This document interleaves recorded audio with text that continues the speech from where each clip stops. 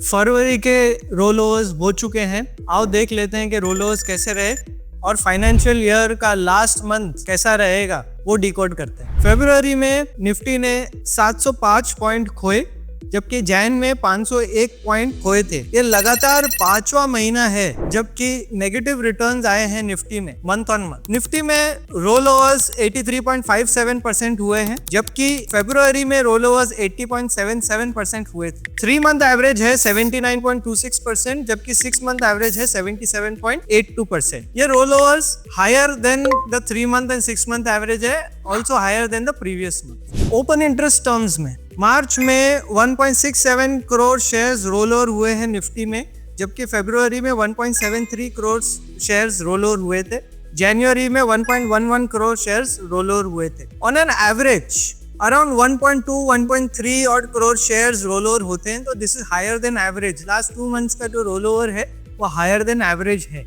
आओ देख लेते हैं कि सेक्टर वाइज और स्टॉक वाइज कैसा रहा परफॉर्मेंस। सेक्टर में automobile, oil and gas, metals, banking sector में हायर रोल ओवर हुए हैं compare to the same day of previous expiry. Chemicals, real estate, power, pharma और टेक्सटाइल में लोअर रोल ओवर हुए हैं compare to the same day of previous expiry. Stocks में Cyient, Jio Finance, National Aluminium, Max Health and Hero MotoCorp, इनमें hire role overs हुए हैं compare to the same day of previous expiry, जबकि क्रॉम्पटन, सुप्रीम इंडस्ट्रीज, एस्कॉर्ट्स, वोल्टास और चोला फाइनेंस में लोअर रोल ओवर्स हुए हैं compared to the same day of previous expiry. Bank Nifty में rollovers are higher than the 3 month and 6 month average और market wide rollover भी 3 month और 6 month average से higher है।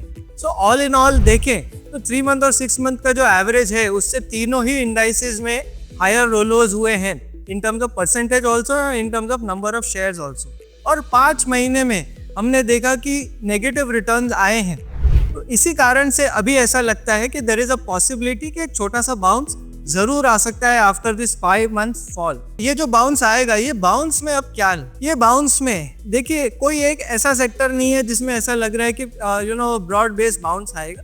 ऐसा लग रहा है कि सब स्टॉक्स में थोड़ा बहुत बाउंस आएगा। तो उसमें मेटल्स एक ऐसा सेक्टर है जिसमें रोल ओवर कम हुए हैं, शॉर्ट्स कटे हैं। So Tata Steel, Hindalco and the others can probably witness some bounce. जबकि आईटी सेक्टर एक ऐसा सेक्टर है जिसमें ब्रेकडाउन आया है और ब्रेकडाउन के वजह से थोड़ा बहुत प्रेशर आईटी सेक्टर में रहेगा। तो TCS, Infosys, HCL tech and the others can witness further selling. तो ये 2 सेक्टर्स आप ध्यान में रखिए, metals on the bounce and IT on the sell side. Thank you very much.